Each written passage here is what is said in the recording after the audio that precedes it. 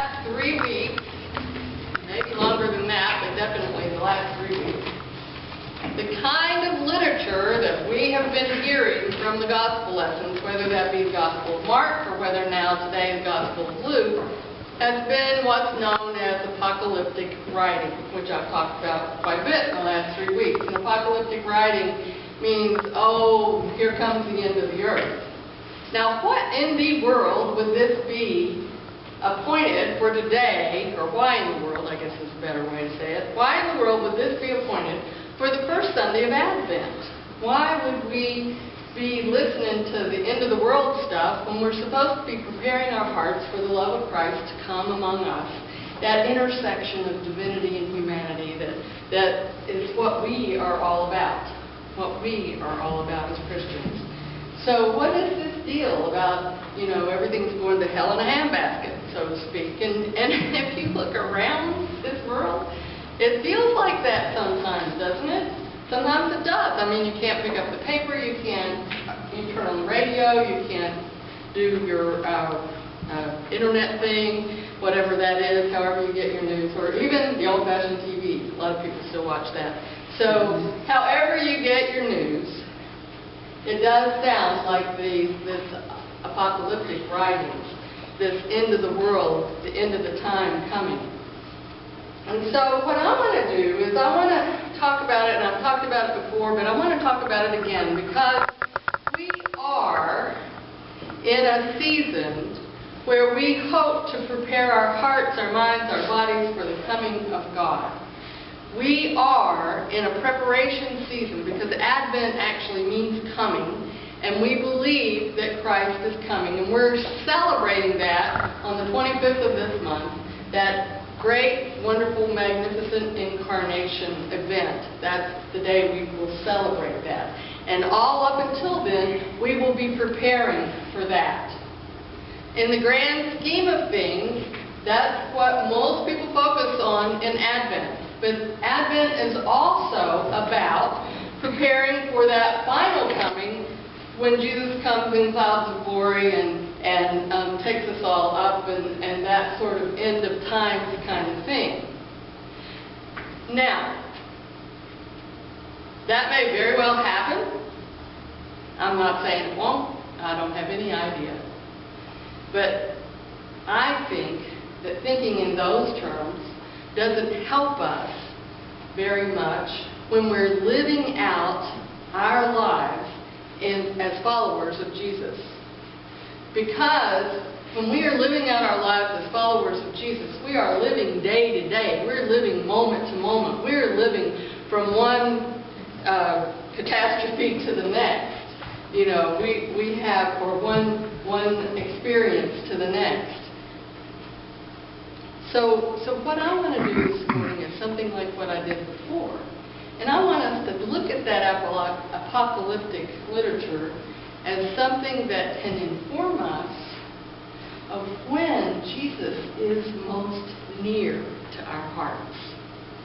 Think about it. Think about it. When we have been in the dumps, when we have been the world crashing in around us, whether that's from loss, whether that's from a terrible tragedy, whether that's from illness or disease, whether that's from financial issues, all those things we encounter. Or maybe it's not even us, but it's somebody we love.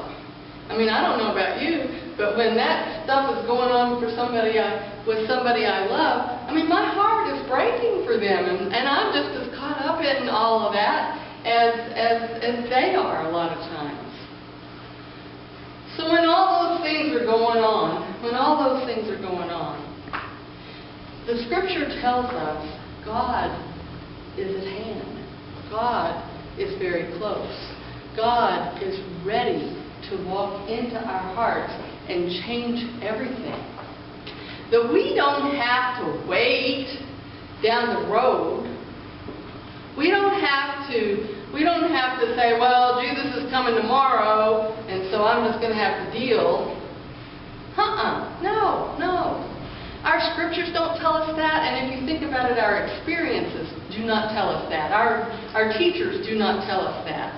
What we're told, Robert Capon said this, I don't know if you've ever heard of him, but he was a priest for a long time, and he wrote lots of books, and I'm paraphrasing, but he said, Jesus is always, always, in every single moment, standing next to your heart, and all you need to do is by your faith, let Him in, There's no delayed gratification.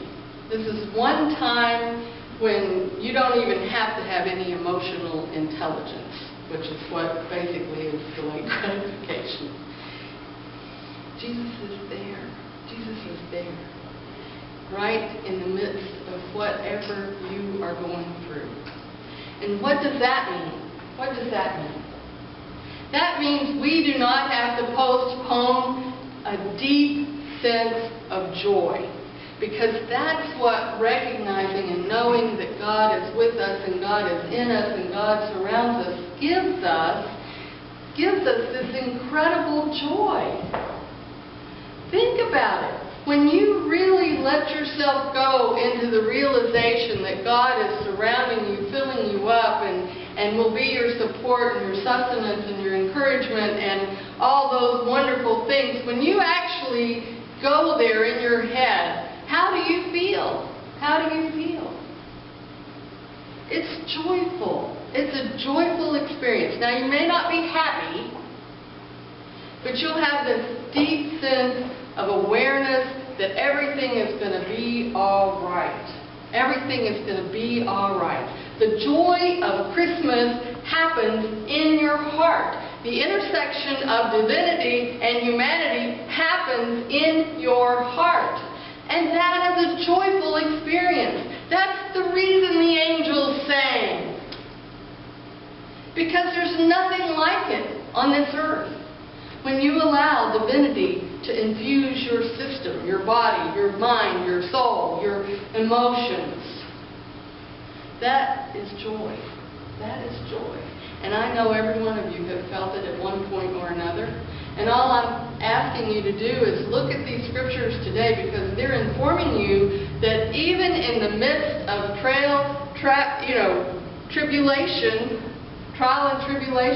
that God is still with us. Matter of fact, is even closer. That's what Jesus said.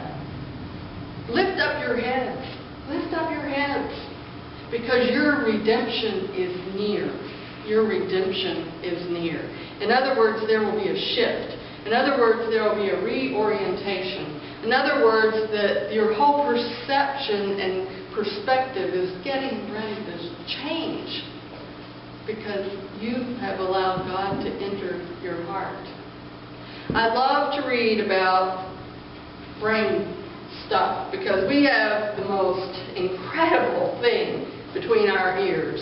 And if you ever get a chance, the best thing about this brain stuff these days is, used to be, there's all these ivory towers, where you had to know a particular language and know how to do organic chemistry and know how to do all these wild things that were far beyond me. But now, there's kind of stepping it down and translating from the ivory tower, and they're putting it all in layman's terms so that you can hear what the realities of our brain and other things, but the brain particularly, can do for us. One of the things that I have learned in the last few years, and you probably are aware of it too, is there's this thing called reticular reticular activation system that's in your head. And what that does, you've probably experienced this, even if you haven't ever heard that term. That's like when you buy a new red Nissan, all of a sudden, all you see are new red Nissans everywhere, right? It's amazing when we start trying to pay attention to particular things, how much we see of that thing, how much we experience of that thing. And the reason I'm bringing this up this morning is because I want us, during this season of Advent that we're kicking off, I want us to start looking for divinity in us and around us. I want us to see Jesus in action in our hearts and around us. I want us to feel what it feels like to have Christ and God all surrounding us and lifting us up. I want us to have that experience. And if you will consciously, just like if you bought the car, if you will consciously begin to think about God and begin to think about how's God working out in my life and where was God when I was suffering this or going through that, then what I imagine you will see and feel is that you will see more and more of it, and you will feel more and more of it. And all of a sudden, your reality will completely shift.